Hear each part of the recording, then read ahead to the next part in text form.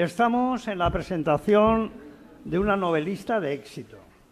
Licenciada en Filosofía y Letras por la Universidad de Valencia, Isabel Barceló, digna hermana de su hermana Ana, candidata socialista a la alcaldía de esta ciudad, ha publicado unos cuantos libros que han tenido el éxito esperado, ya que ha conseguido, entre otros, el premio de la crítica de la Comunidad Valenciana en la modalidad de ensayo con su novela Mujeres en Roma, que, créanselo, ha pasado ya de la 6ª edición, que algunos de los que publicamos ya quisiéramos para nosotros.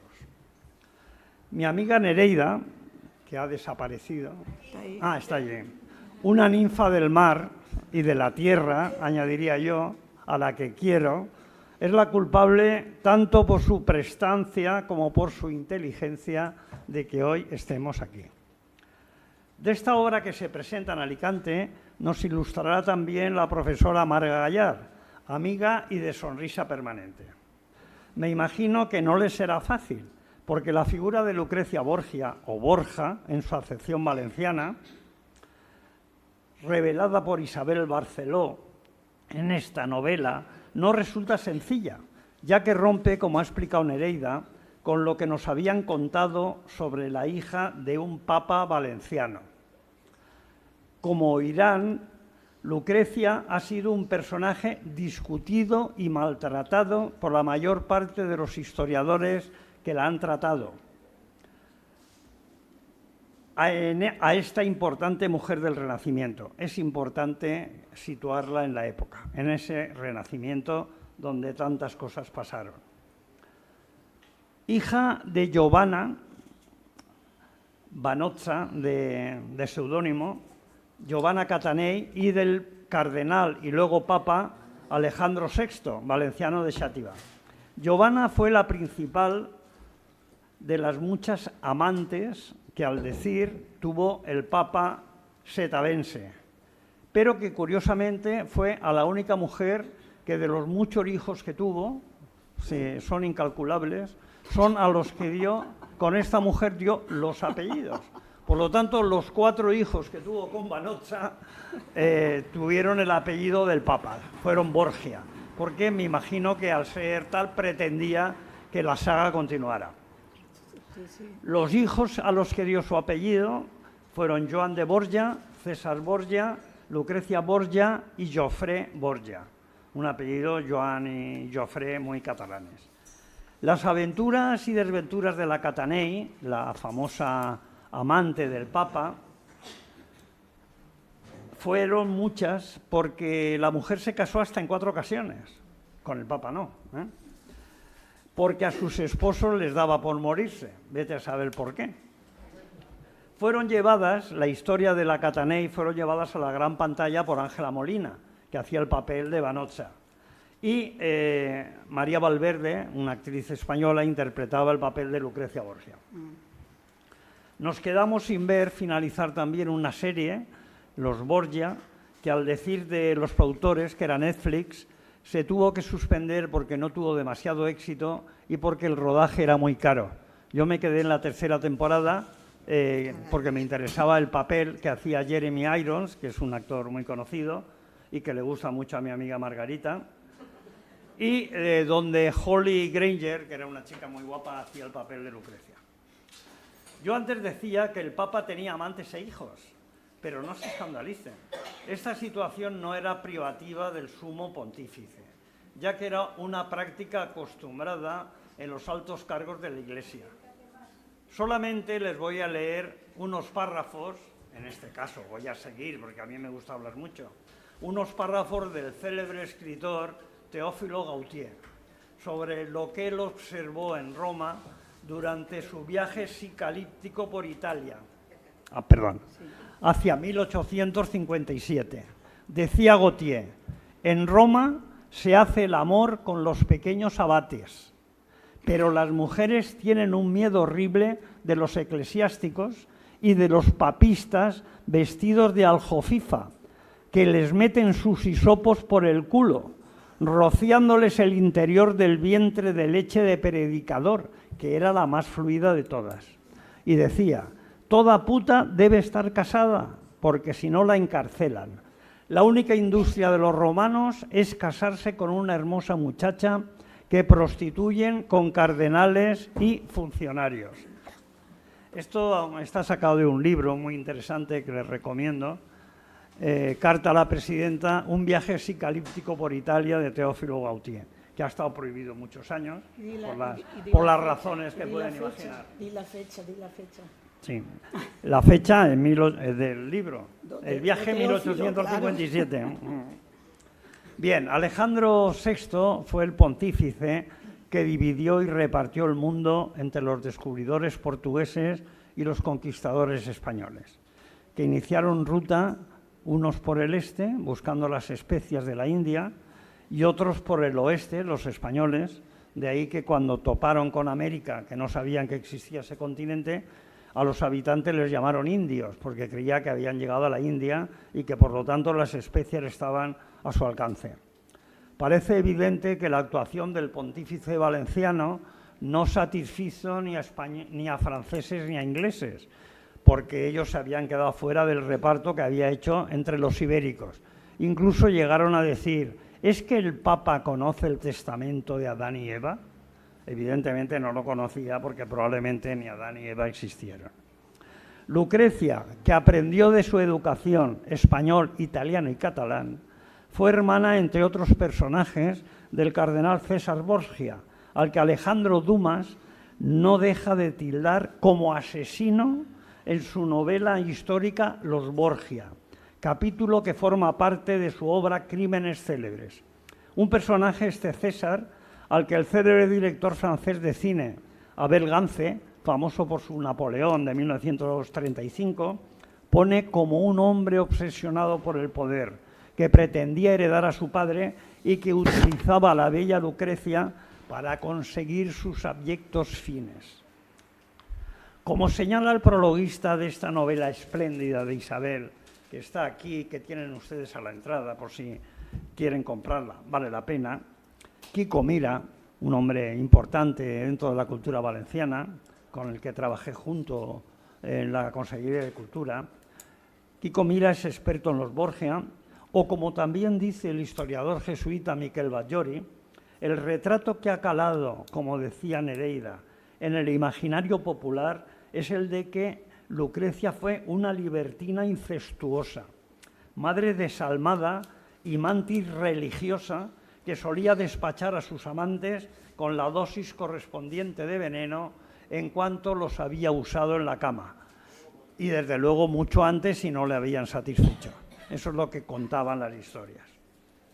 Otro escritor francés, ya saben aquello de la leyenda negra que persiguió a la hispanidad, fue Víctor Hugo, que en su drama Lucrecia Borgia contribuyó malévolamente tratándola de criminal, adúltera, incestuosa, cruel, viciosa, despiadada y maestra en venenos.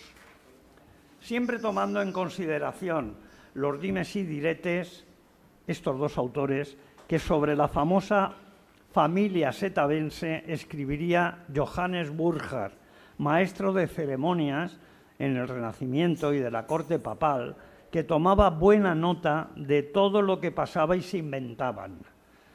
No hay que confundir con Jacob Burckhardt, que es un famoso historiador del Renacimiento, que esa es otra historia.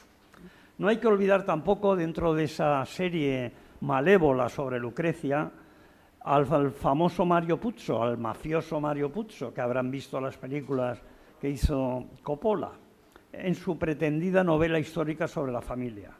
Al igual tampoco que el libretista de la ópera que Donizetti dedicó a la hija del Papa. Todas estas obras, las cinematográficas, las literarias y las musicales, contribuyeron grandemente a esa imagen distorsionada de depravación que ha perseguido el nombre de Lucrecia Borgia.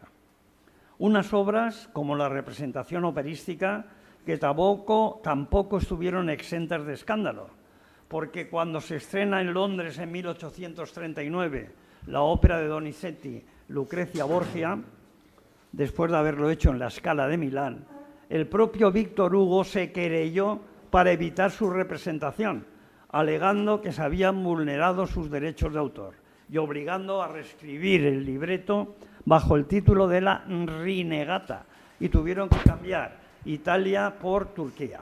Bueno, historias. Al final la interpretó Montserrat Caballé, Enrico Caruso y Alfredo Kraus, para que vean que la cosa funciona. Y dentro de ese capítulo de malvados autores, no deseo olvidar en el tintero de los procaces y malvados biógrafos de doña Lucrecia a John Ford. No al John Ford, que es uno de mis directores favoritos, sino al dramaturgo isabelino del siglo XVII, que puso en escena una obra titulada Lástima que fuera una puta. Una vez que he tratado de abrumarles con datos cinéfilos, musicales y literarios, retorno a la novela de Isabel. La novela de Isabel es una de las obras importantes que insisten en retomar la visión que se tiene de Lucrecia. Porque la existencia de los Borgia, según nuestra autora, es una vida de fuertes contrastes, de luces y de sombras, como corresponde, asegura, a los tiempos complejos en los que le tocó vivir. Lucrecia, una mujer a caballo entre la Edad Media y el Renacimiento, estuvo casada con Giovanni Sforza, señor de Pesaro y Gradara, quien la había acusado de mantener relaciones con su propio padre, el Papa Alejandro. Decía: el Papa no quiere para otro lo que quiere guardar para él. El sumo pontífice, a su vez, había respondido a las acusaciones del yerno, del Sforza, preparando la anulación del matrimonio de su hija, porque decía que el Sforza no se esforzaba demasiado. Hay que tener en cuenta que el Sforza tenía 20 años y Lucrecia tenía 12 cuando se casaron. Podía seguir contándoles muchas más cosas, pero de eso se van a encargar mis amigas Margarita y Isabel. El tema es que todo ese maldito embrollo se desarrollaba ante las intrigas y mofas de una corte vaticana, y esto es importante, que nunca aceptaría que un papa que no fuera italiano estuviera al mando del Vaticano. Lucrecia, con solo 17 años, muy bien llevados, era muy bella, como hay algunos de los retratos, como el de Véneto y alguno más, recluida voluntariamente en el convento romano de San Sisto mientras esperaba el fallo de la anulación de su matrimonio, tuvo un affair con el ayudante de cámara del Papa, el español Pedro Calderón, más conocido como Peroto, que solía llevarle periódicamente los recados del Papa y, está claro, algo más. Este asunto, que descubrió indiscretamente una de las damas de Lucrecia, Pantasilea, explotó cuando nació un niño, Joan, que fue reconocido por el Papa para tratar de calmar el escándalo. Los dimes y diretes de los cortesanos y cortesanas subieron de nivel cuando los cadáveres de Peroto y de Pantasilea, la criada que se había ido de la lengua, aparecieron flotando en el Tíber, aprovechando que las aguas fluviales bajaron de nivel. Bueno, hay que decir también, no quiero continuar con este tema, que se casó por segunda vez con un hombre al que, según cuenta Isabel, amó profundamente. Perdona, Emilio, no lo cuentes todo. No lo cuento todo, vale, pues ya está, por acabo. Iba a hablar de Ferrara, que es una ciudad que me encanta, pero pues hablaré de Ferrara. ¡Hala! La primera vez que me enamoré de la ciudad, me he enamorado muchas veces, fue cuando cayó en mis manos Historias de Ferrara, de Giorgio Vasari. Allí, entre otras narraciones, aparecía el jardín de los Cinquecentini. Curiosamente, los protagonistas viven en la calle Hércules, que era el título del conde con el que por tercera vez se casó, el conde de Ferrara, por el que tercera vez se casó Lucrecia. Hasta que no visité la ciudad no paré. Hice prácticamente el mismo trayecto que hizo Lucrecia. Ella salió de Bolonia, hizo un viaje muy pesado hasta que llegó a Ferrara, Allí no la querían bien porque el padre Hércules, el padre del futuro esposo, decía que no quería casar a su hijo con la bastarda de un pontífice, pero bueno, a nivel político era otra cosa. Los franceses amenazaban con tomar el norte de Italia y al final lo que ocurrió es que el Papa dotó a la hija con una dote muy sustanciosa que con el valor del oro actual se podría calcular en unos 15 millones de euros. Así que la conciencia del conde Hércules se vino abajo y cedió perfectamente. También debo añadir que en aquella época la familia del Este, que era la familia de los duques de Ferrara, tenía también sus luces y sombras, porque se cuenta que siempre el hijo primogénito había asesinado al padre para poder heredar pronto. Por lo tanto, como ven, la cosa no tenía... Era muy interesante el tema de Ferrara, pero como Isabel no me va a dejar que hable, porque este es su libro y no el mío, y no voy a decirles nada, solamente acabar para decirles, el epitafio que le dedica nuestra autora, Lucrecia Borgia, es acogedora y afectuosa. Su capacidad de amar, su piedad, generosidad y voluntad de ser justa fueron los faros que la guiaron. Gobernante, diplomática y administradora atenta, minuciosa y sagaz, promovió hasta alturas insospechadas una corte, la corte de Ferrara, ciudad que les recomiendo vivamente a los que no la conozcan, y cuya fama se admiraba en toda Europa y era fuente de prestigio en una sociedad ferozmente violenta y atravesada por la incertidumbre.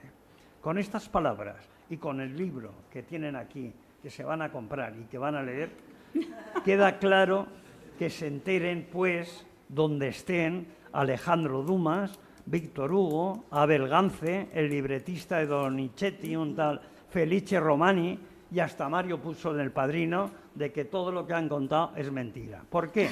Porque lo dice Isabel. Marga, tu turno.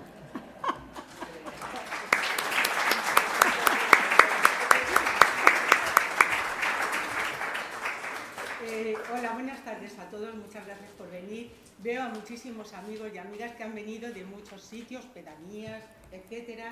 Les permitiré, puesto que han venido a ver a la autora, a oír a la autora y no a mí, algún cabeceo, porque si Vargas Llosa se lo pudo permitir, pues yo lo haré, lo pasaré por alto con gran elegancia, siempre y cuando atiendan a la protagonista, que es la autora del libro. Mi presentación consta de dos partes. Una, presentar a Lucrecia, a Isabel, y luego presentar su libro. De su libro hablará ella. En su biografía, Isabel Barceló, aunque él ha hablado, me saltaré. Isabel Barceló Chico nace en Sax, Alicante, es una escritora española licenciada en Filosofía y Letras, importante porque ella hace mucho hincapié en que es escritora antes que una formación académica como historiadora, que efectivamente también brilla en sus obras. Nacida en Sax, provincia de Alicante, Isabel se licenció en Filosofía y Letras en la Universidad de Valencia, ciudad en la que reside desde 1970. Compaginó su labor literaria con la de responsable de inventario y control de bienes muebles de patrimonio histórico y cultural del Ayuntamiento de Valencia.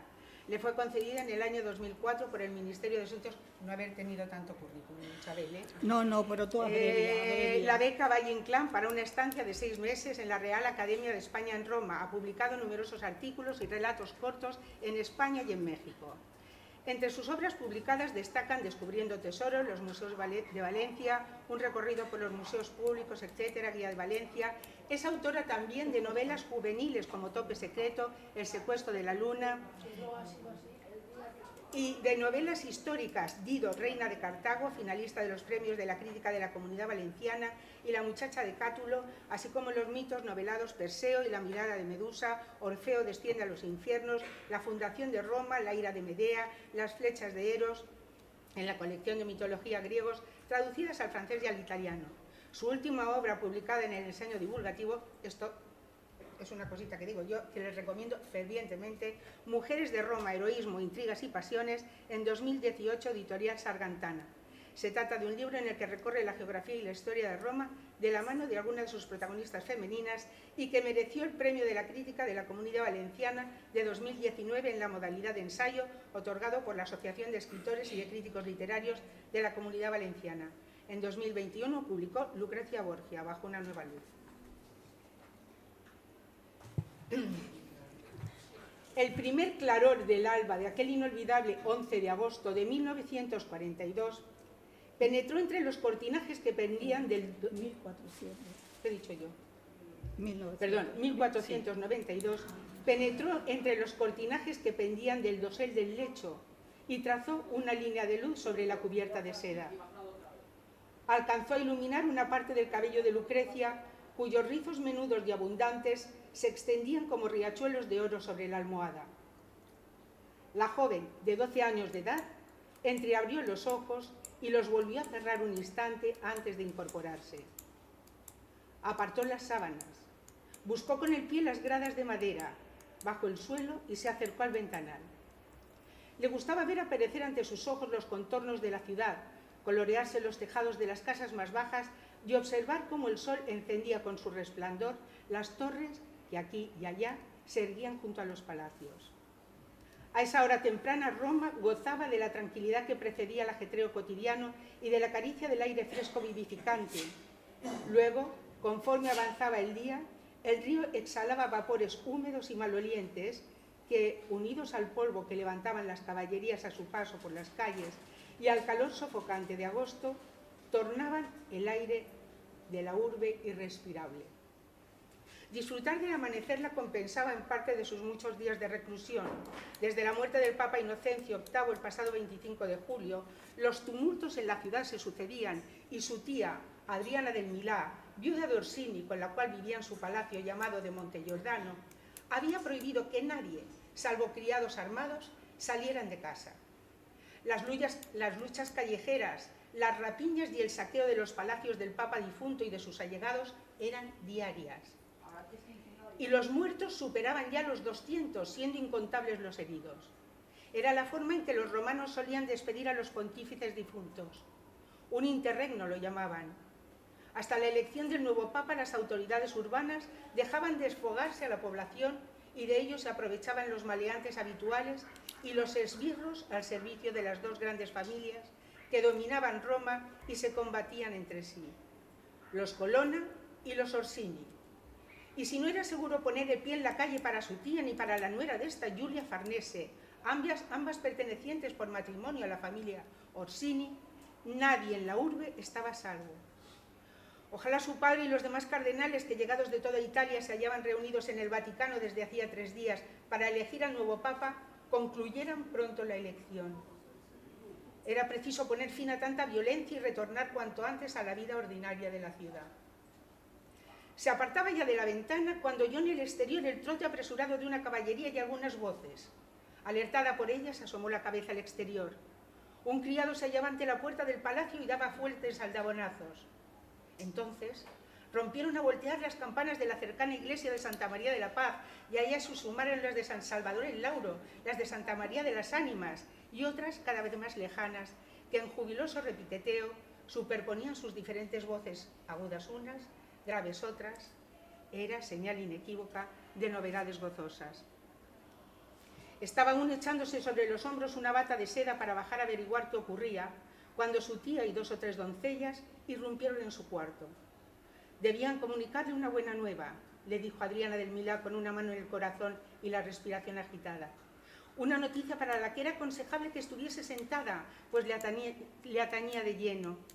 Y mientras esto decía ya, unos criados traían un escabel, en cuyo borde se sentó la joven Lucrecia un poco temblorosa.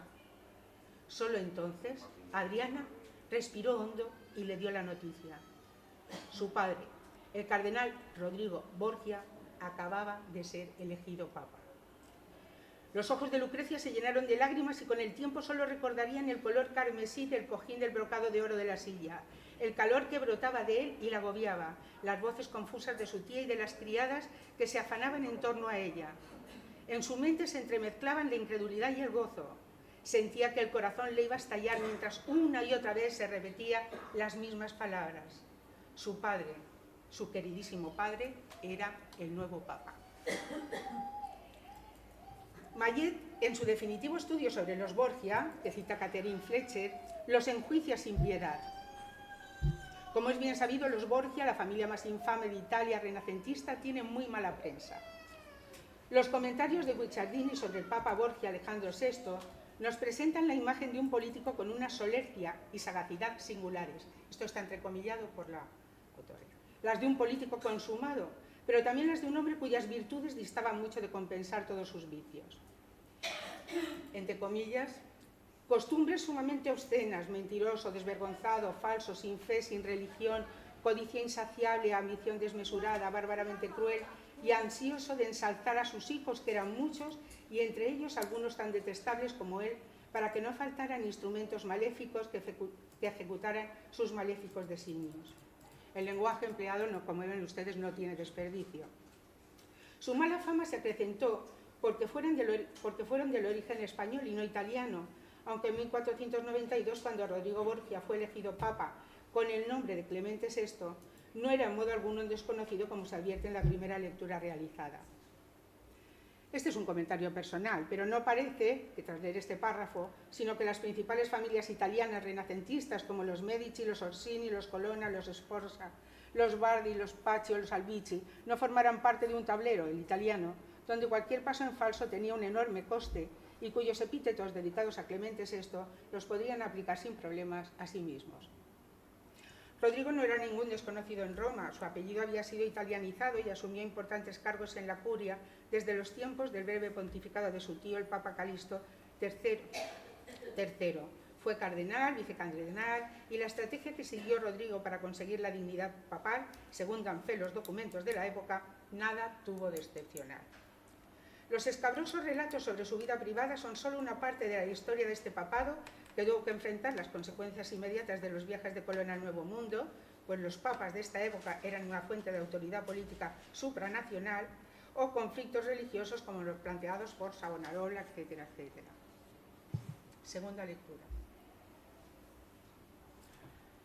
Al reconocer en el mensajero a uno de los secretarios del Papa y reparar en su expresión lúgubre y severa, Lucrecia temió por la salud de su padre, mas no.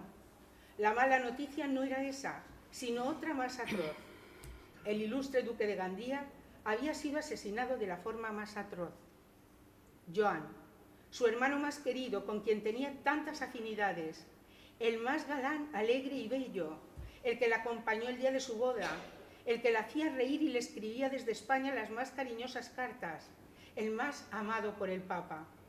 No lo volvería a ver, ni siquiera muerto. 9 heridas de arma blanca acribillaban su cuerpo. La de la garganta fue la mortal. Murió a los 21 años y lo arrojaron a un vertedero. ¿Quién o quiénes hundieron los puñales en su cuerpo?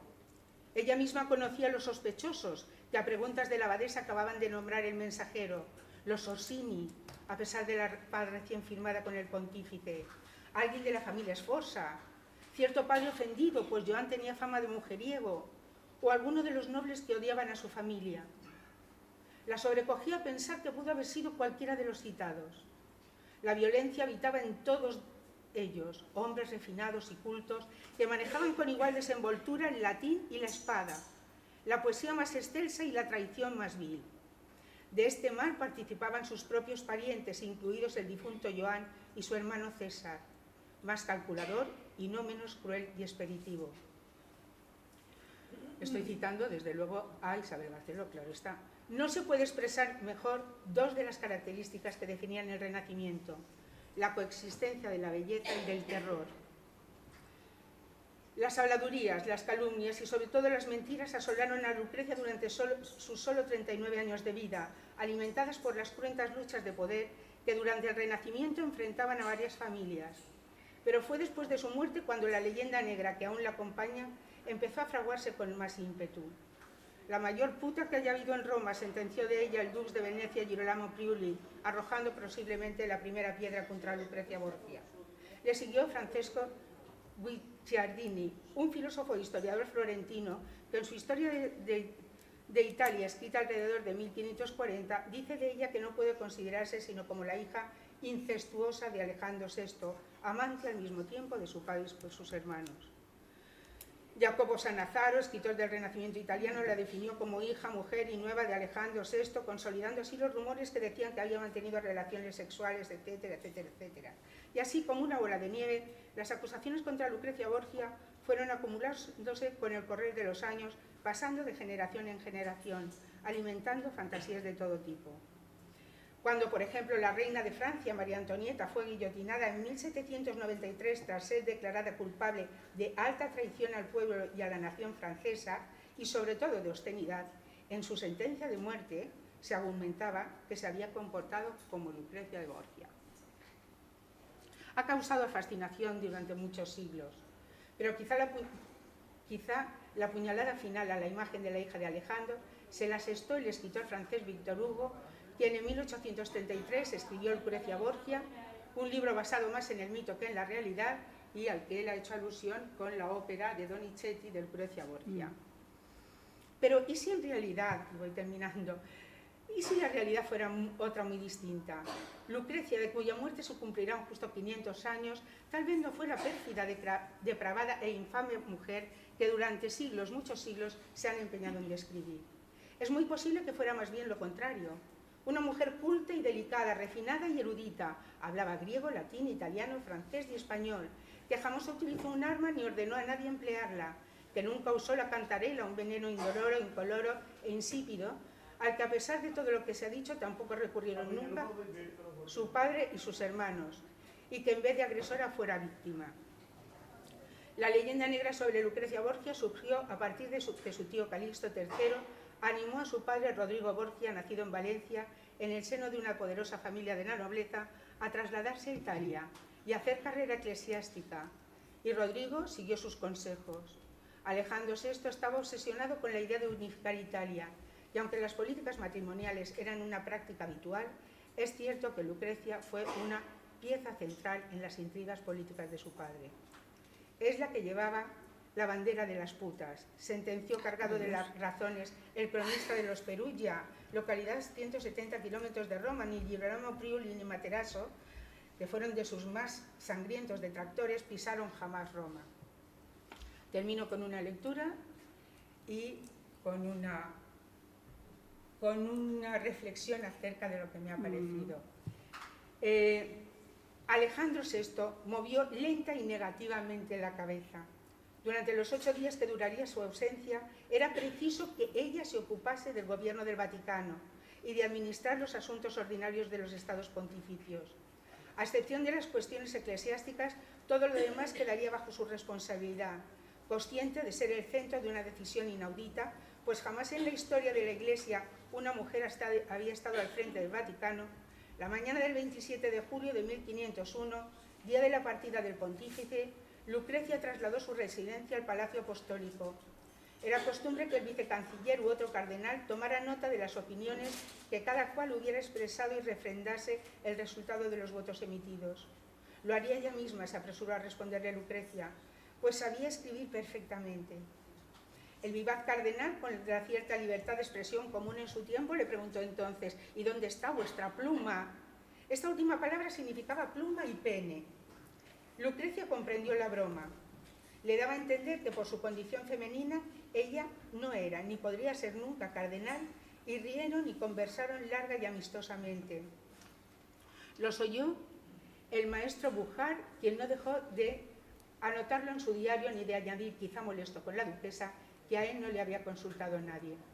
Obvio las referencias a Ferrara que ha hecho él, y voy a Isabel.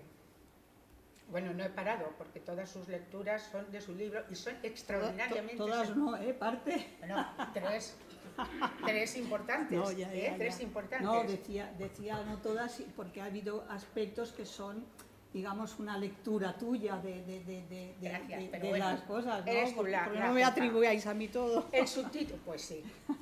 El subtítulo del libro de Isabel, Otra mirada, nos invita a pensar si es posible encontrar novedad alguna, sea esta el producto de fuentes contrastadas o de contrastadas maledicencias en la historia de esta familia, de esta mujer ahora en pleno proceso de rehabilitación. Pero la autora tiene muy claro en qué consiste esa otra mirada y su propósito lo descubrimos prácticamente desde los primeros capítulos, aquellos que hemos podido disfrutar de su lectura, que espero que sean también todos ustedes. Isabel no suelta la mano de Lucrecia durante todo el libro, no permite que desaparezca, haciendo que su vida se diluya entre los muy potentes protagonistas del momento que marcaban la historia y formaban parte indisoluble de su vida. Padre, hermanos, maridos, suegros. Para ello la empuja constantemente a la superficie, tira de ella, no deja que se le escape. Para dotarle de voz propia, une el rigor intelectual, su trabajo de documentación es excelente, y la amenidad narrativa, porque Isabel Barceló se define fundamentalmente como escritora y se nota. Sabemos por Lucrecia que la más extremada violencia coexistía con un profundo amor familiar, que no pocas veces se manifestaba con igual violencia entre ellos, si con ellos fortalecían el poder de su familia. Sabemos de sus alianzas políticas matrimoniales, de sus hijos, sus sentimientos, de su capacidad de amor y compasión, de ser la primera mujer que sustituyó momentáneamente a su padre, el Papa, con la aquiescencia de no pocos cardenales, de su belleza, de su gusto por la cultura, de las guerras, de su importante labor diplomática y administrativa de amplios territorios, de la descripción de los paisajes, las fiestas, el comportamiento del pueblo con respecto a sus señores, la importancia de las dotes, la economía. Todo ella nos lo cuenta Isabel y lo pone en boca de Lucrecia. Quien conozca este libro sabe que su narrativa te seduce desde el primer momento, porque desde el primer momento entras rápido en la historia. Tiene el buen gusto de que la documentación utilizada no invade la narración, no abruma al lector. Es un libro cuya lectura resulta un placer inesperado, porque efectivamente Isabel te sorprende con esa otra mirada. Es un libro excelente que nos proporciona otra mirada del Renacimiento, como advierten, y lo recomiendo calurosamente. Enhorabuena, Isabel. Muchas gracias.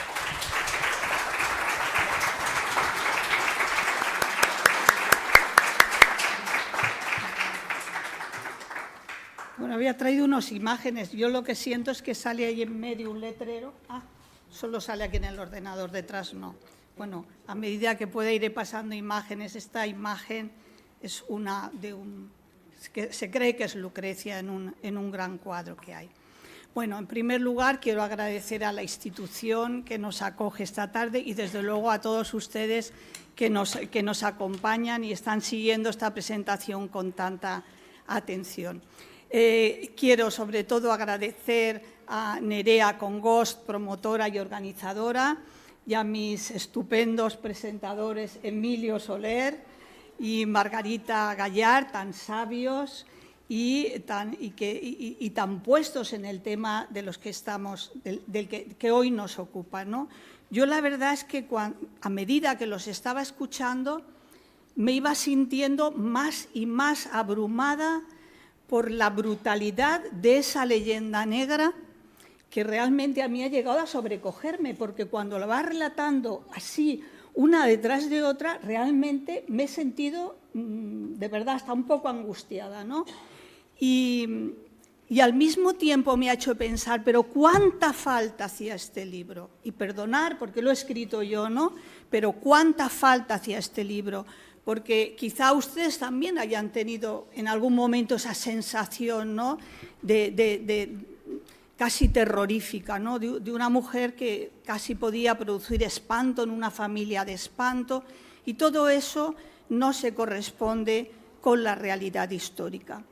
Yo quisiera, mira, y viene muy bien para romper un poco esta angustia que yo he llegado a sentir en algún momento, viene bien que cite un rasgo de la personalidad de Lucrecia que desde luego en las leyendas negras nunca se cita, y era su gozo de vivir, su alegría. ¿Se me oye bien, verdad o no? Sí. De ello tenemos unos cuantos testimonios, aunque solamente voy a citar algunos. El secretario de su marido, después de la muerte de ella, escribe algo y, entre otras cosas, se refiere a ella diciendo que era de mucha gracia y alegría al hablar. Un francés que fue testigo de la entrada triunfal de Lucrecia en Ferrara después de contraer su tercer matrimonio, escribió: está continuamente alegre y riente. Y este señor venía en el séquito del embajador francés que acudía a esas celebraciones y, desde luego, no tenía que dorarle la píldora a nadie, ¿no? Se expresa él de una manera natural. Y un cronista ferrarés, por su parte, también en esa misma ocasión escribía, y les leo textualmente: bellísima de cara, ojos claros y alegres, recta, prudentísima, sapientísima, alegre, agradable y humanísima. Tanto gusta a este pueblo que todos se han consolado esperando ayuda y buen gobierno de su señoría. Pero claro, las opiniones favorables no las cuenta la leyenda negra. La leyenda negra recoge todo lo negativo contra ellos y luego volveré a ello. La alegría de Lucrecia fue, en mi opinión, salvífica para ella, pues la ayudó a sobreponerse a los muchos momentos difíciles que tuvo que afrontar a lo largo de su vida, que aunque fue más bien breve, pues murió con 39 años, fue muy rica en acontecimientos de todo tipo, como pueden imaginar, dramáticos y felices. Y estuvo llena de importantes responsabilidades de gobierno. Desde que era muy joven, Lucrecia, hasta su muerte. Ella, por sí misma, no por los esposos que tuvo antes, fue señora de Nepi, señora de Sermoneta, la primera y única mujer que ha sido gobernadora de una provincia pontificia, ninguna antes ni después volvería a serlo, porque los estados pontificios los gobernaba el Papa como un monarca y el gobierno de esas provincias se las encargaban pues a cardenales y gente de extraordinaria confianza. Pues ella fue gobernadora, por lo tanto regente de una provincia pontificia, gobernadora del Vaticano por breves periodos, a los que ha hecho alusión con su lectura Margarita, y ya con su tercer marido sería duquesa reinante de Ferrara, Módena y Reggio, esos en el norte de Italia. Esta vertiente de gobernante es muy poco conocida y valorada, al igual que ocurre con otros aspectos significativos también de su vida y de su personalidad. Ella era muy responsable y diligente en resolver los asuntos, una madre fecunda, amorosa, porque ella fue siempre una mujer de afectos y eso se percibe a lo largo de su vida con mucha claridad. Fue también gran mecena de las artes, de la literatura y de la Iglesia. Y lo más desconocido aún, fue una gran emprendedora, antes de que siquiera existiera esa palabra. Y se ganó el respeto y el afecto de todas las personas que la conocieron. Yo diría, pues, que Lucrecia es la gran desconocida. Ustedes me dirán con razón, y nos lo ha demostrado Emilio con la cantidad de referencias eruditas, ¿no?, de gente que ha hablado de ella, que se ha escrito muchísimo sobre Lucrecia, con mucha frecuencia insistiendo en la leyenda negra. Y también se han escrito valiosísimas biografías, mucho más equilibradas y documentadas. Lo que ocurre con Lucrecia, en mi opinión, es que la leyenda negra que envuelve a su familia y la involucra a ella de manera infamante, le ha colgado una etiqueta tachándola de lasciva, incestuosa y luego también, como hemos visto, ¿no?, de asesina, envenenadora de sus amantes después de satisfacer su pasión, y ello produce dos efectos contrarios, por lo menos dos, ¿no? Por una parte, la fascinación por la mujer fatal y, por lo tanto, ese ahondar continuamente en la leyenda negra, y el rechazo más absoluto. Las personas que dicen, no, yo esta ya sé quién es, no quiero saber nada más porque lo que ella representa para mí es odioso. Y el caso es que ambas cosas nos impiden ver al ser humano que ella fue. Así que el reto para mí, voy a cambiar la imagen, al abordar esta biografía, ha sido dejar de lado todos los prejuicios, despojarme de ellos y no dejarme arrastrar en ningún momento por ellos, a fin de descubrir quién fue en realidad Lucrecia, cómo vivió ella los acontecimientos felices y desdichados de su vida, cuál era su personalidad, a quién amaba, por quién fue amada, cómo gobernó a sus súbditos y cómo crió a sus hijos, qué pensaban sus coetáneos de ella, los que la conocieron, los que la trataban, a qué riesgos estuvo expuesta y cómo los afrontó. Así pues, como muy bien señalaba también Margarita, la coloco a ella en el centro de mi relato y no me separo un momento de su lado. Lo que hicieran su padre, sus maridos, sus hermanos, de eso solo doy cuenta en la medida en que la afectan a ella de manera directa y no les concedo ni un poquito más. Como nos ha señalado también Emilio, Lucrecia era hija del cardenal valenciano Rodrigo de Borja y de Vanocha Catanei, que vemos aquí. Perdón, es que tengo que aprender. Son dos retratos de él y un supuesto retrato de ella, que era una mujer bellísima. Y la relación que tuvo el cardenal Borja con ella duró 15 años, más que muchos matrimonios. Es cierto que él había tenido otras amantes con anterioridad, con las que tuvo 3 hijos, todos Borgia. Él el nombre se los dio a todos porque tenían un concepto de la familia muy potente. La familia estaba unida como una piña, tenían que apoyarse todos entre sí y con ese esfuerzo de todos se potenciaba no solo unos a otros individualmente, sino el conjunto de la familia para empoderarse cada vez más, ¿no? Después de estos 4 hijos, siendo ya papa, tuvo otro hijo que también fue, como es lógico, Borgia, también fue reconocido por él.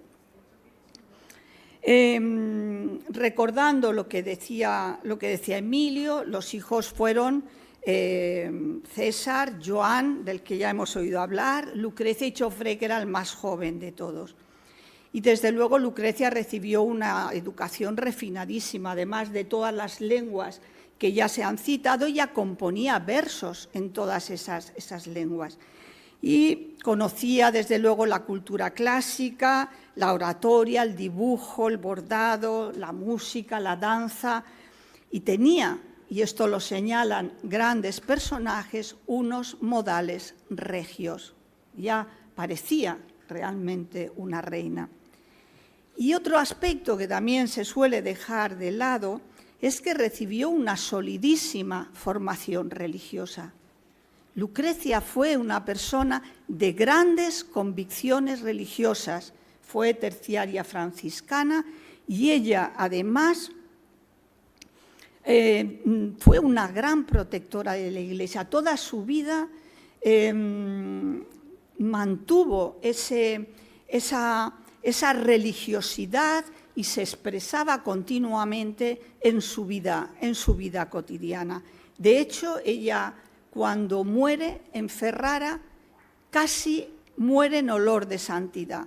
Imagínense si estamos a años luz de la leyenda negra, ¿no? Lucrecia, como ya hemos visto, yo en el libro pongo en el título 1480-1519 para que el lector ya de principio, ¿no?, se sitúe en esa etapa, como muy bien señalaba Emilio, en ese tránsito del medievo a la Edad Moderna, que es una etapa convulsa de grandísimos cambios y transformaciones que llamamos el Renacimiento pleno.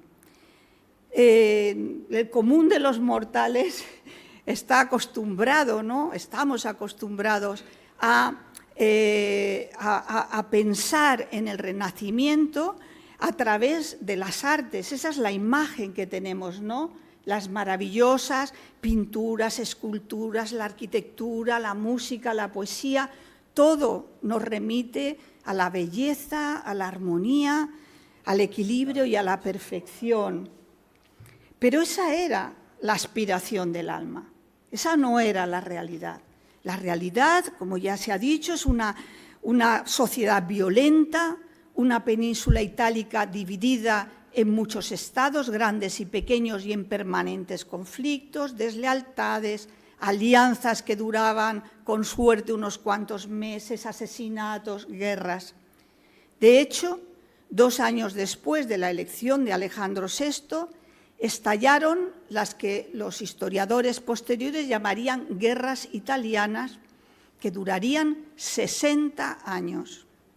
Lucrecia se vio envuelta en todo esto. Esa era la etapa convulsa en la que ella vivió.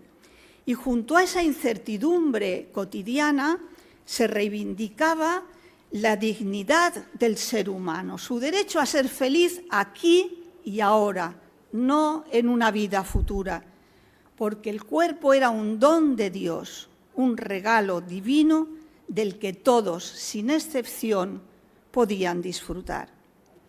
En esa exaltación del cuerpo y de los sentidos, el amor y la práctica del sexo no se veían como algo vergonzoso y que se ocultara sistemáticamente, sino que se consideraba la forma más cotidiana y común de disfrutar de la vida. No había, por tanto, ni rey, ni gran señor, ni cardenal, ni papa que no tuviera hijos naturales. Los señores los educaban en sus propios palacios junto con sus hijos legítimos y no tenían menos derechos que estos, y los hijos de la alta jerarquía eclesiástica con más discreción, pero también los educaban como príncipes y sus hijos se emparentaban con lo más granado de la aristocracia. Porque un cardenal, señores, era un príncipe de la Iglesia. Se les nombraba a edades muy jóvenes. Ellos no era preciso que fueran sacerdotes. Es un cargo, es un principado, no es un orden sacerdotal. De manera que los cardenales ni oficiaban misas, ahora sí, pero estamos hablando de aquella época, ¿no? Entonces, digamos, todo esto que a nosotros hoy, nosotros somos hijos de la Contrarreforma. Mi generación, y yo creo que alguna más, nos hemos educado, y la tuya, nos hemos educado en la idea de que todo lo que tiene que ver con el cuerpo y con el placer era pecado. Pero esto no ha sido así siempre. Y entonces nosotros no podemos contemplar la vida que llevaban hace 500 años con códigos morales y sociales de hoy, porque entonces estamos cometiendo un error gravísimo y no entenderíamos nada de lo que ocurre. Esta manera que tenían de entender la existencia se manifestaba en una gran alegría de vivir, en el amor a los fastos, las cabalgatas, los carnavales, las fiestas religiosas y profanas que se sucedían a lo largo del año, porque el calendario renacentista estaba repleto de fiestas. Y en todos ellos participaba desde el más alto señor hasta el último de sus súbditos. Era preciso, y así lo sentían ellos, aprovechar cada instante, aquel carpe diem que habían recuperado de los antiguos romanos, porque la vida era breve, incierta, fugaz. Les muestro una imagen ahora, supuestos retratos o inspirados en Lucrecia Borgia y en su hermano Joan, el duque de Gandía, para que los tengamos presentes mientras hago esta breve lectura. Antes de que, iniciado el otoño de 1496, el duque de Gandía partiese para la guerra, Alejandro VI le ofreció en sus apartamentos una fiesta de despedida. Hubo acróbatas, magos, bufones, breves piezas teatrales y músicos. A petición del Papa, Lucrecia y su hermano Joan danzaron al son de los laúdes un canto compuesto por Lorenzo el Magnífico. Formaban una espléndida pareja, alto, arrogante y seductor él, alta y de complexión delgada ella, dotada de una exquisita gracia y de aquella aura divina que eran sus cabellos rubios y ondulados, un astro solar en movimiento. Imaginen la música. Qué hermosa juventud que sin embargo se escapa. Quien quiera ser feliz, sea. No hay certeza del mañana. Pocos meses después, Joan moriría brutalmente asesinado, como nos ha mostrado Margarita. Cuando el cardenal Borja fue elegido papa con el nombre de Alejandro VI, en 1492, Lucrecia tenía 12 años y era ya una joven casadera. Como era normal en la época, su padre decidió con quién casarla, de acuerdo con las necesidades del papado. Como les decía antes, él era un monarca también, no solo era el representante de Cristo en la tierra, tenía unos estados que gobernar, carecía de ejército y necesitaba aliados potentes. Fue precisamente el primer marido de Lucrecia, como nos decía Emilio, quien, convertido en un hombre despechado, la difamó de aquella manera brutal, ¿no? Y desde luego sin ninguna prueba, de que entre el padre y la hija hubiera una relación incestuosa.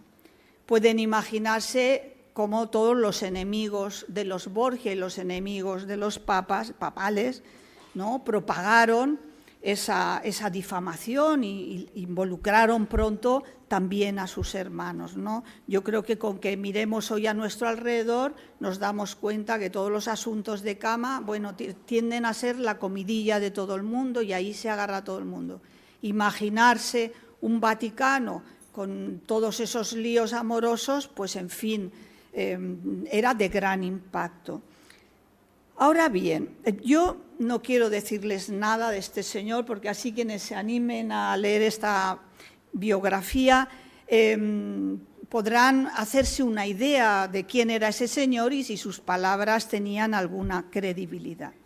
Ahora sí debo decir que es cierto que Lucrecia tuvo un hijo natural. Y esto, aunque algunos historiadores todavía se resisten a aceptarlo, es un hecho documentado. Lo que pertenece a la leyenda negra no es que Lucrecia tuviera un hijo natural, porque eso era tan común que eso no le mereció ningún reproche. Lo que pertenece a la leyenda negra es que se tratara de un hijo fruto de un incesto. Eso era lo negro, eso es lo negro, eso es lo que verdaderamente les hizo daño, lo que les hizo gran daño.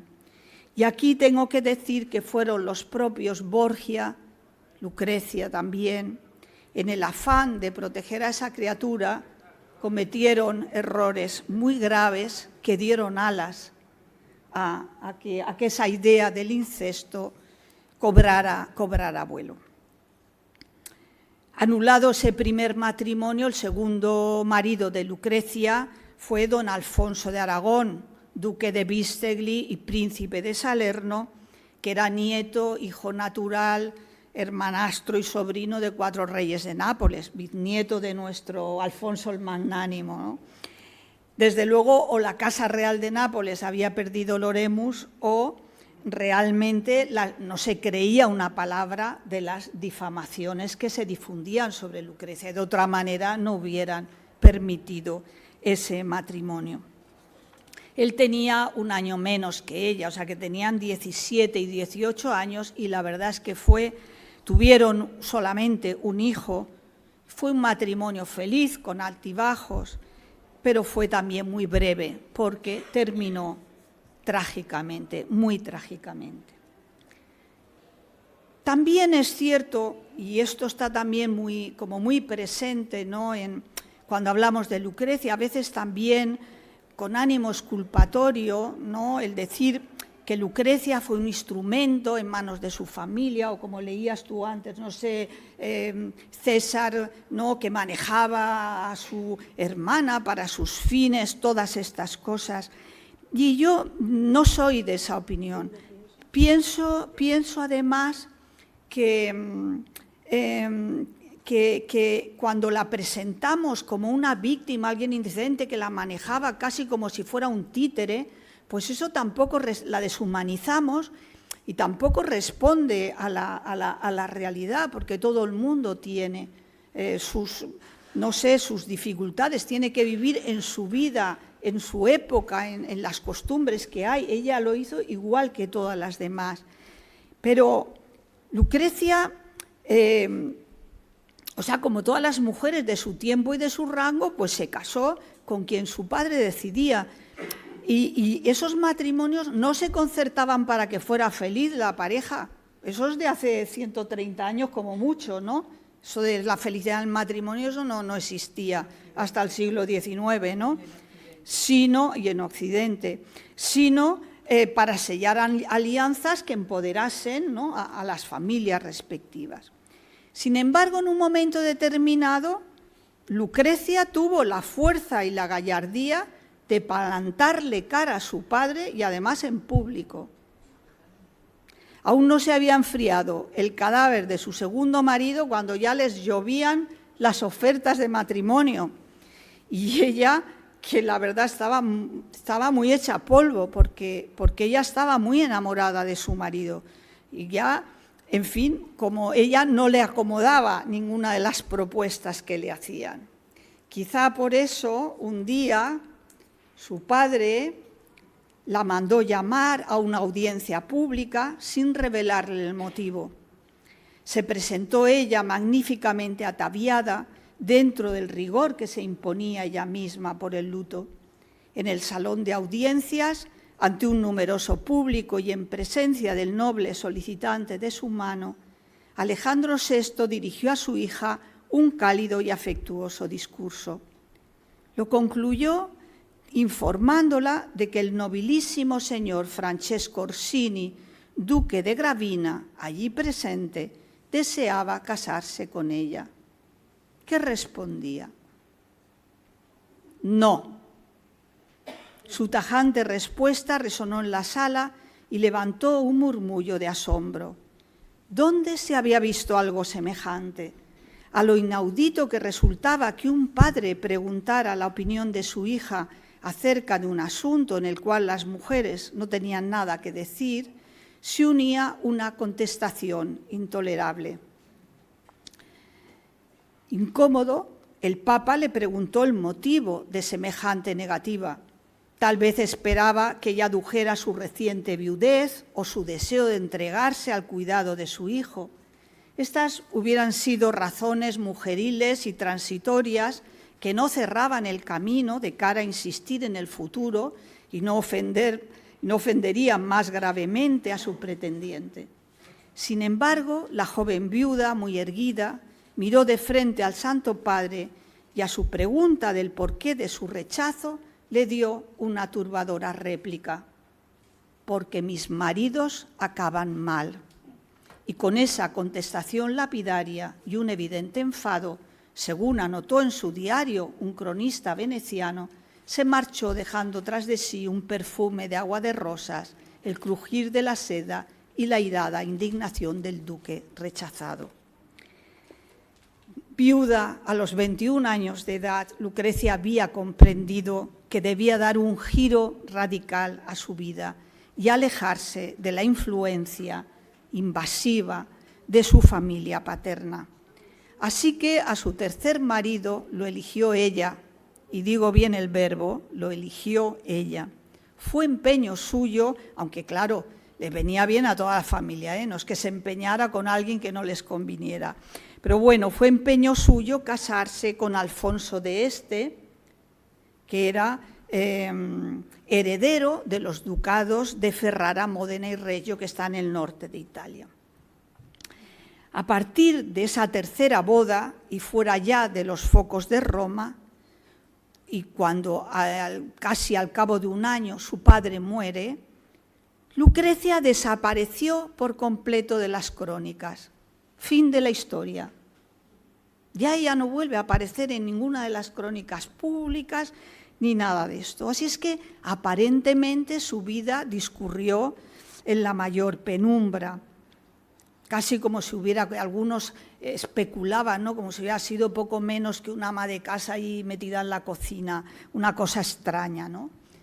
No sin dificultades ni incertidumbres, en 1505 ella se convirtió, junto con su marido, en duquesa reinante de Ferrara, Módena y Reggio, y vemos aquí esta medalla conmemorativa de ese evento. Sobre esta etapa, que comprende la mitad de su vida, porque ella llega a Ferrara con 21 años y muere con 39, se conocía muy poco y se especulaba muchísimo, sobre todo en línea con la leyenda negra. Sin embargo, persistía en los territorios que ella gobernó una memoria positiva de Lucrecia, ¿no?, como una mujer amadísima, prestigiosa. Ella tuvo que afrontar 2 guerras durísimas en su territorio que duraron 4 años. Fue cantada por los grandes poetas, entre otros Ludovico Ariosto en su obra Orlando Furioso, que es el poema épico más importante del Renacimiento y que la alaba mucho, porque Ariosto vivió en Ferrara y frecuentaba la corte de Lucrecia, estaba al servicio de su cuñado, el cardenal Hipólito d'Este, pero frecuentaba la corte de Lucrecia y Lucrecia le tenía también en una gran estima. Era amada por el pueblo y tenía muchas razones para ello, y era muy prestigiosa en su tiempo en toda Europa. Lucrecia tenía una agenda, vamos a decirlo así, impresionante, porque ella llevaba años relacionándose con todo el estamento eclesiástico, de gran poder entonces, y desde luego con toda la nobleza. Ella tenía su propio servicio diplomático. Por ejemplo, recuerdo ahora una carta que le envían a su embajador ante el rey Carlos V, bueno, que era todavía Carlos I, estaba siendo ya pretendiente para convertirse en emperador, y la carta la encabezan el duque y la duquesa de Ferrara. Los dos, los cita a los dos. Y cuando sigue todo eso, da las instrucciones y luego dice, y de parte de la duquesa le dirá tal y tal y tal y tal y tal y tal. Y ya tenía su propio servicio diplomático, que era apreciadísimo. En cuanto a ese prestigio que ya tenía, porque ella era cantada, ya he dicho, por esos poetas, por otros escritores, y tan alabada que el gran humanista Erasmo de Rotterdam fue a Ferrara exclusivamente a conocerla. Señores, algo significaba, ¿no? Digo yo, ¿no? Todas estas historias que nos cuentan no tenían nada que ver con la Lucrecia histórica. Los propios italianos reconocen que la pequeña, o sea, que no es que lo dice Isabel, lo dicen los propios italianos, que la pequeña corte de Lucrecia en Ferrara fue la más brillante de Europa durante el primer cuarto del siglo XVI. Entretanto, los biógrafos intuían, ¿no?, que Lucrecia Borgia no era ese monstruo de perversión que los había dibujado la leyenda negra. De hecho, un importante historiador inglés, Roscoe, escribió una magna obra sobre los papas. Y he aquí que de pronto hace un capítulo sobre Lucrecia Borgia, reconsideración acerca de la personalidad de Lucrecia Borgia, ahí en medio de los papas, ¿no?, de un trabajo extraordinario. Y este señor decía, es imposible que la duquesa de Ferrara que conocemos fuera ese monstruo que se decía allí. Hay que revisarlo todo, porque los seres humanos no dan la vuelta como un calcetín. Y esta mujer, esta duquesa de Ferrara, apreciada por todos, famosa en todas partes en el sentido más positivo, no puede ser lo que decían aquellos otros escritores. El problema está que los biógrafos tampoco encontraban una base, como no estaban las crónicas, no encontraban una base firme sobre la cual construir otro relato acerca de Lucrecia. Afortunadamente, en los últimos años en Italia y en especial en los territorios que ella gobernó, se han llevado a cabo muchas e interesantísimas investigaciones y muy recientemente se ha puesto al alcance de los curiosos y de los estudiosos documentos hasta ahora poco accesibles. Entre ellos, los inventarios de sus bienes. He de decir que en este libro, todas las cosas que hablo de ella, los libros que lee, las joyas, los vestidos, la decoración, todo absolutamente, salvo que yo diga haga una excepción, todos proceden o bien de descripciones de personajes que la describieron en su época o de sus propios inventarios. Y otros documentos para mí, que es una auténtica joya, son las más de 700 cartas escritas por ella que se conservan en archivos de todo el mundo. Esto no es que fuera inaccesible porque los archivos no las quisieran enseñar, es que es imposible para una persona tener el dinero y el tiempo de ir a todos esos archivos a poder consultar esas cartas, máxime sin saber qué contienen, ¿no?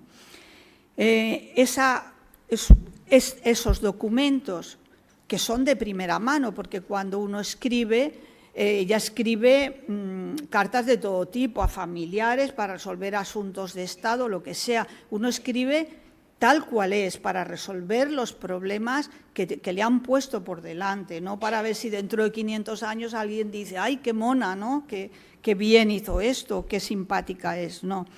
Entonces, eso es un documento de primera importancia. Eso, junto con otras cartas coetáneas y otros documentos, pues me han permitido reconstruir, no solamente, mejor dicho, reconstruir su vida en Ferrara, que esa vida que estaba ahí metida en una bruma, sino también reconsiderar su vida entera, contemplarla bajo una nueva luz. La personalidad de Lucrecia, en esa etapa que es de la que abundan más las cartas, pues no tiene que ver con aquel monstruo que nos habían dibujado. De ahí que yo haya puesto bajo una nueva luz, ¿no?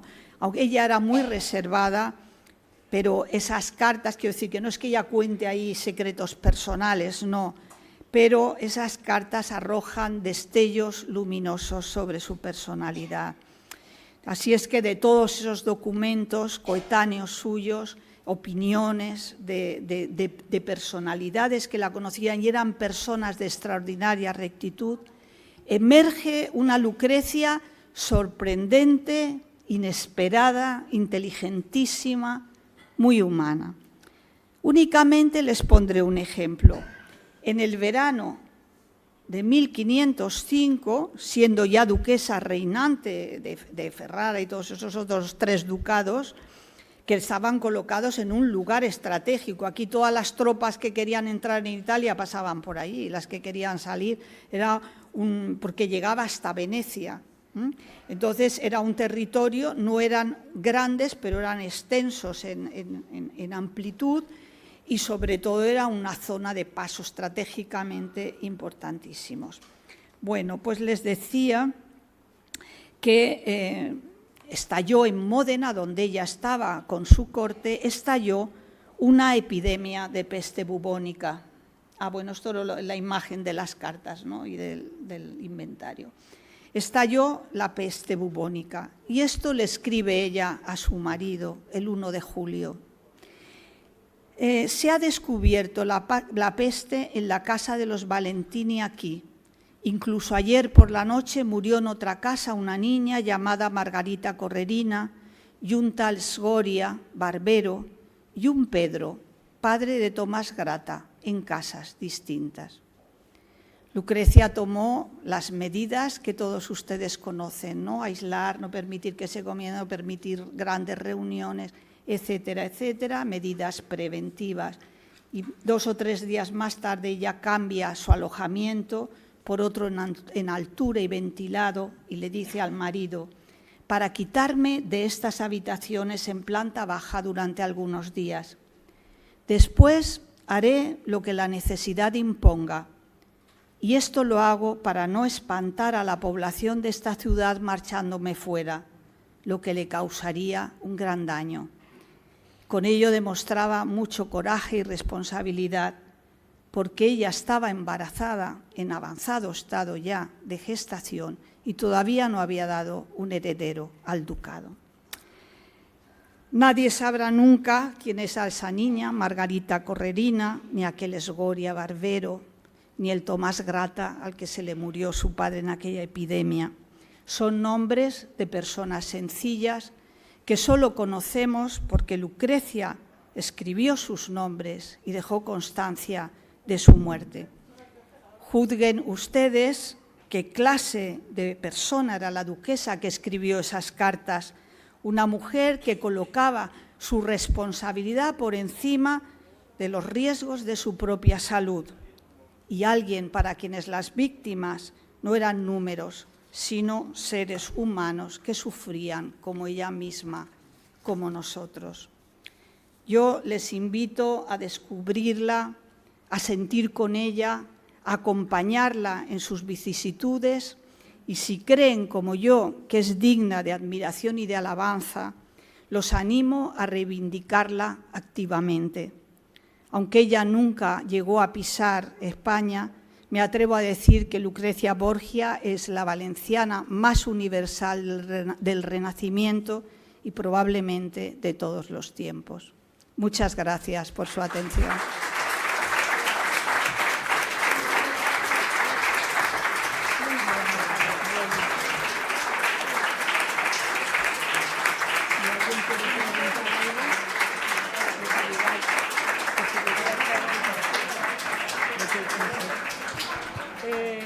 ¿Alguno de vosotros desearía preguntar alguna cosa, alguna observación?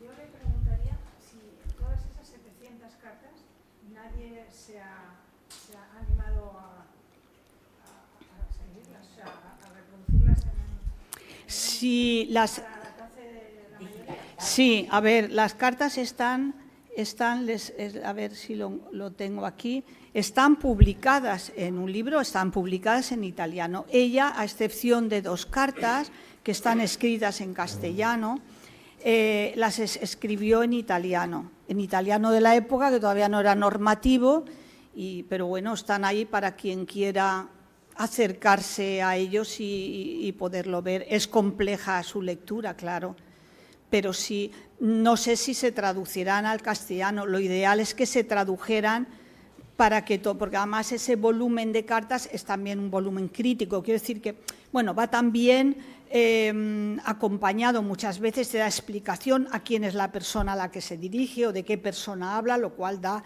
una información valiosísima, realmente extraordinaria. Y Lucrecia, pues ya digo, no es que relatara nada personal en ese sentido, pero ahí lo ves, una persona que se preocupa de todo el mundo. Mire, cuando ella tiene 14 años o así, le escribe a su padre desde Pésaro, a ver, porque creo que lo tengo aquí, le escribe una carta, acaba de llegar a Pésaro con su marido, ¿no? Bueno, no, pero no voy a leer esta. Y le manda una carta y le dice, al final de la carta le dice, bueno, si el mensajero, si tarda en recibir las cartas, no es culpa del mensajero, es que mi marido estaba fuera y he tenido que esperar. Ella tiene 14 años. ¿Por qué dice ella eso? Seguramente porque les debían de meter cada bronca impresionante, podrían castigarlos, incluso a lo mejor maltratarlos. Eso tiene ella 14 años y se preocupa del mensajero, un hombre que iría corriendo por los caminos, en fin, con calor, con frío y con hambre si es necesario para llevar esas cartas. Y 11 años más tarde, cuando ya ella es duquesa, le escribe en una ocasión a su marido y oye, te he mandado 3 o 4 cartas y no he tenido todavía respuesta, ¿no? Y a los 3 o 4 días recibe las cartas de él todas a la vez. Escribe una larga misiva respondiendo a todos los asuntos y al final dice, Y puesto que todo ha salido bien, gracias a Dios, os ruego que no hagáis más indagaciones ni castigo a los mensajeros por cartas que han tardado más en llegar de lo que trataba. ¿Cómo no la iban a querer? A Lucrecia la quería todo el mundo, porque era así, una mujer capaz de ponerse en el lugar del otro.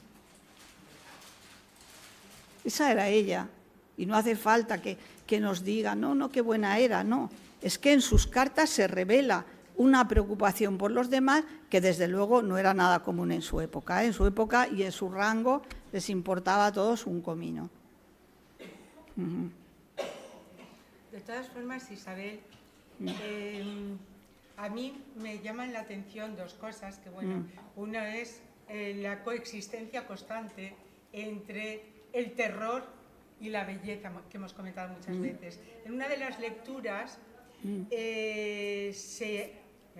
ella se duele de la muerte de su hermano y cita no solo a las familias más importantes, sino a su otro queridísimo hermano César, que terminará, por cierto, con su íntimo amigo Peroto, que, en fin... Bien, sí. Estas cosas quería concluir porque todos tenían una fama muy dura, es decir, todas las familias podían compartir epítetos tremendos con la familia, con la familia Borgia. Lo que pasa es que creo, y lo someto a tu consideración, que es que era papa, y entonces era papa y tenía un supranacional, y que además Lucrecia Borgia jugó en el tablero, él estaba obsesionado con la unificación de Italia y jugó un papel fundamental en el tablero estratégico de su padre. Y eso quizá, vuelvo a decirlo, someto a tu consideración, pues sea una cosa que incrementara, obviamente, o sea, a más poder de su padre, a más capacidad de acción, a más presencia histórica, más presencia de todos sus hijos. Y por tanto, el de su hija fue clave. Y tú has, sí, pero yo pero yo ahí insisto en el hecho de que no es nada singular. No lo es, no. Claro, no es singular. Los reyes católicos casan a su hija, doña Juana, con Felipe el Hermoso, que le dio una vida, ¿para qué vamos a hablar, no? Y el propio padre la maltrató también mucho después, no permitiéndole reinar. Casó a su hija Catalina con el príncipe de Gales, que luego se muere y se vuelve a casar con el hermano, que es Enrique VIII. Entonces, vamos a ver, ¿por qué hablamos? Yo me hago una pregunta y espero que ustedes se la puedan responder. ¿Por qué hablamos de la política matrimonial de los reyes católicos, con dos hijas desgraciadísimas, pobrecillas y muy maltratadas? ¿Por qué hablamos de la política matrimonial de los reyes católicos y de la manipulación de los Borgia? Es que en el lenguaje, perdón, es que en el lenguaje, porque en el lenguaje trasladamos, transmitimos y repetimos la leyenda negra. Claro que Lucrecia piensa en sus hermanos, pero no piensa en su hermano como un posible asesino del otro, ni de lejos. Piensa en su hermano porque examina con objetividad la violencia que hay a su alrededor y que las mujeres eran incapaces de impedir, porque eso causaba dolor a todo el mundo. Eso es terrible. Ciertamente a Joan Borgia, no lo asesina su familia. Joan Borgia ha acumulado tal poder en Italia enorme. Eso era un punto y aparte. Claro, ha acumulado tanto. La importancia de Borgia como elemento a odiar, o de los Borgia como elemento universal a odiar. Y universal, creo yo que era porque tenía un poder excepcional y porque era papa y porque en Italia, como bien señalas también en tu libro, se jugaba, era el tablero político más importante. Entonces, y en ese tablero político uno de los peones clave era Lucrecia Borgia con la política matrimonial. Sí. Pero es muy posible que... no, tienes razón, Margarita, es así. Pero no utilicemos la palabra peón, por favor, porque si no... Pero creo que está en los libros de... No, bueno, lo pondrá en los libros. Yo, desde luego, la palabra, pues sí que lo pone, creo que en la introducción de... Pero no la mía. Pero no, porque la palabra peón enseguida hace pensar en una mano que te coge y te... Lo pone en el tuyo, lo pone en el de Fletcher y lo pone en el de Burkhardt, lo pone en varios. Vale, pues sí. Bueno, pues yo entonces me opongo a mí misma, porque yo creo que no he utilizado esa palabra, pero me opongo a mí misma porque no me gusta la palabra peón, no porque no sea cierto que en ese tablero internacional cada uno traza las alianzas como quiere. Eso es una realidad, Pero me resisto a la palabra peón porque da la idea de algo, de un objeto que cojo aquí y pongo allá. Y no es un objeto, ni Lucrecia, ni su hermano, ni nadie. Todos tuvieron razones para hacer lo que hicieron. Muchas cosas no las podríamos aprobar, no las aprobaríamos. Pero no se puede, en fin, lanzar sobre esa familia, en fin, toda la cantidad de infamias enormes que se le han lanzado. La cantarela es un veneno que ni siquiera existe. O sea, que ni es veneno, ni existe. O sea, que yo hago ahí esa defensa cerrada. Yo hago esa defensa cerrada de Lucrecia y defiendo también en conjunto a la familia Borgia. Pero ya habrán otros que escriban sobre ellos, y hay otros que han escrito sobre ellos, han defendido o explicado sus razones, que no eran diferentes de todos los demás.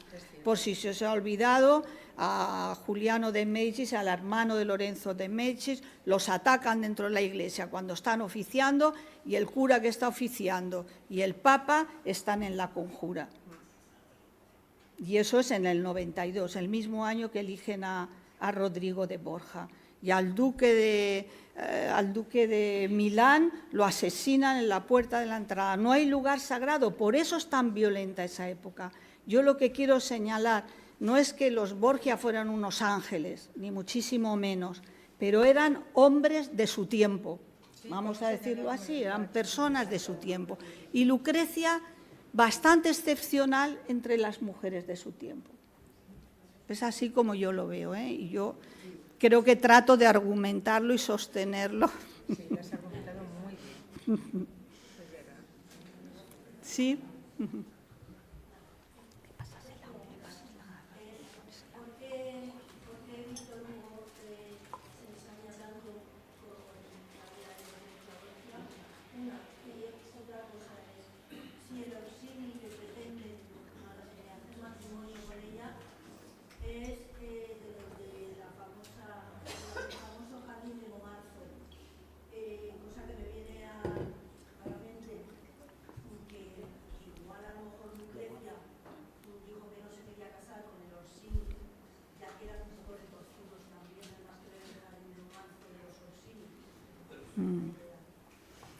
¿Quieres contestar tú o contesto yo, Emilio? Bueno, a ver... Perdóname, ¿eh? Me ha perdonado. Bueno, sí. Vamos a ver. Víctor Hugo recoge o se inspira, no sé por qué la quiere elegir ella. En el siglo XIX se crea el estereotipo de la mujer fatal, la mujer que arrastra a los hombres a la perdición. Y entonces Víctor Hugo es uno de los que contribuye a crear ese estereotipo en un momento en que las mujeres iban teniendo mucho poder y asustaban un poco a los hombres, ¿vale? Entonces, ¿por qué elige a Lucrecia? Porque historiadores anteriores, que los ha citado también Emilio, la habían puesto verdaderamente muy mal, siendo, o sea, sin que hubiera razón ni realidad en lo que decían, sino esos rumores que se habían extendido y que no tenían una razón de ser. Pero uno de ellos es el escritor Guicciardini, que es el primero que escribe una historia de Italia, pone a los Borgia fatal, y todos los demás historiadores, de manera acrítica, cogen sus palabras, le reconocen autoridad, cogen sus palabras y lo repiten. Esto ocurre muchas veces, lamentablemente. Entonces, yo creo que él se inspira en ella por esa tradición, esa cierta tradición que había. Con respecto a la otra pregunta, yo creo, claro, no puedo saber por qué, o puedo intuir, o yo intuyo, deduzco, por qué Lucrecia no quiere casarse con ese Gravina. Porque esos Orsini, con los que estaba emparentada su tía y ella los ha tratado toda la vida. Estos Orsini son los amos de Roma, ellos y otra familia, ¿vale? Muy intrigantes, pero no solamente eso, sino que estaban en esa pomada al intrigar contra los Borgia, a favor de los Borgia, ahora contra, ahora ya, ahora acá. Y entonces ella lo que quiere es salir de Roma, ella quiere irse fuera, irse a distancia, porque está harta de acostarse por la noche y pensar, mañana qué pasará, mi marido estará vivo o qué habrá pasado con él. Ella quiere marcharse de Roma. No es que a lo mejor no quisiera a ese hombre en concreto, sino que lo que quiere es alejarse y casarse con un hombre que tenga suficiente poder como para que no los vapuleen. Ahí demuestra ella su gran inteligencia, pero aparte de todo, mira si a tu olfato que este duque de Gravina tendió un año, 2 o 3 años después, tiende una trampa a su hermano César. Su hermano César se entera, es la famosa, ¿cómo le llaman? Conjura de Sinigalia, ¿no? Es famoso ese episodio. César se entera, lo vuelve al revés y lo mata a él. Mira si tuvo olfato Lucrecia para decir, con ese no me caso, ¿no? Porque era de ese círculo. Estaba en ese círculo peligroso. Había también una sospecha de que Orsini había matado a su hermano Joan. Por lo tanto, el no que ella cuenta, que relata un embajador, de donde lo ha sacado ella, que es una cosa así de prima, probablemente estaba muy claro que ella tenía la idea de que los Orsini habían estado detrás del asesinato de su hermano. Entonces, claro, el no podía haber sido rotundo. También hay, a pesar de que a Isabel no le gusta esa idea, la idea de que César Borgia también estaba detrás del asesinato de su hermano, porque César Borgia también tiene una historia muy curiosa. Incluso cuando ella tiene el hijo bastardo, lo primero que hace el Papa es endosárselo a César Borgia, con lo cual ya hubiera sido tremendo. Y ella duda porque piensa, ¿y si mi hermano César, que es muy malvado, se quiere quedar luego con lo que le corresponda a mi hijo? Y entonces es cuando el padre dice, no, como si fuera hijo mío. Claro, la leyenda ya ahí ya todo esto, se dispara. todo esto queriéndose mucho, todos los Borgia, Sí, no, sí, se querían mucho. No, ciertamente, o sea, se No, declaraba, una familia muy se unida, se amaban, tenían sus diferencias. se tal, Dios mío, mi hermano habrá matado a mi otro hermano, pero cómo los quiero, en fin. De todas maneras, Darío Fo ha escrito un libro muy Sí. interesante sobre los Borgia, que les recomiendo, en el que los Borja, y vamos a utilizar el apellido catalán o valenciano, quedan mejor parados y algunos historiadores como María Belonzi, bueno, han escrito cosas muy interesantes. Todo está cambiando. El siglo XIX, con Víctor Hugo o con Alejandro Dumas, que tiene una cosa especial, César Borgia asesino, todo eso está pasando a la historia. Igual que la leyenda negra española en América, que no es tan negra, sino que allí se hicieron verdaderas barbaridades, pero no menos que la que hicieron los ingleses o los norteamericanos aniquilando a los indios. Eran otros tiempos y se actuaba de esa manera. Una manera que ahora nos parece horrible hasta que vemos lo que está pasando en Israel y en Palestina. Y entonces decimos, coño, si pasaba lo mismo entonces. Hay, si me permitís, y eso se lo comenté a Isabel cuando estaba buscando, la fascinación por los Borgia llega hasta un autor japonés que este año ha sacado, bueno, tengo por ahí una fotografía al final de todo, el 11º tomo sobre los Borgia, se llama Cesare, y bueno, lo que había puesto aquí se ve a él con Lucrecia, en una de las que más me gustan, que se llaman Lucrecia y Cesare ramen entre los dos, ¿no? Y entonces es una recreación extraordinaria, tiene una gran calidad.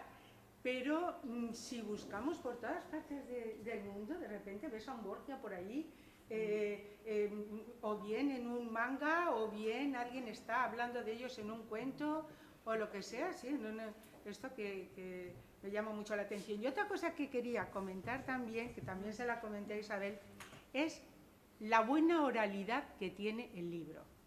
Mi libro no lo he traído porque está asqueroso, está lleno de manchas de polvo de chocolate, de arena, de todo, de dátiles cuando me los regalan, que has visto que me has regalado la mitad. Está jodido, ¿eh? Sí. Y entonces yo me iba a la playa y estaba subrayando en Moraira y leía, ¿qué lees? Lucrecia Borgia. ¿No lees a Lucrecia Borgia? Y tengo aquí cosas, por ejemplo, que me llamaban la atención y que aguantan muchísimo la oralidad porque eran intergeneracionales. Me decían, se lee de maravilla en voz alta, lo sé porque lo he probado en uno de los mejores escenarios, la playa, con un polo entre las manos. ¿Qué lees? ¿A Lucrecia? ¿Te gusta? Sí. Léenos a Lucrecia. Lo hacía. ¡Hala! Un papa con hijos. Menuda trola. ¡Qué bestias los tíos! Si era su hermano. Ella era papá. Y desde las hamacas todos opinaban. Anda, léele a este cómo entró Lucrecia en Ferrara. Pues menos mal que se querían mucho. Y poco a poco iba leyendo y la gente le decía que lo leyera. Y se lee estupendamente. Y de repente tiene un aire del Renacimiento. Eso sí, qué bestias eran todos. Eso ahí había de todo, ¿no? Desde esto hasta las palabras como carmesí o como... Léenos cómo entró en Ferrara. Y se quedaban 800 caballos, tal y que cual y que cual. Es un libro muy oral también, que recomiendo. Pues nada. Muy bien, Isabel. Bueno, Pues un aplauso para ella, ¿no? Venga, un aplauso.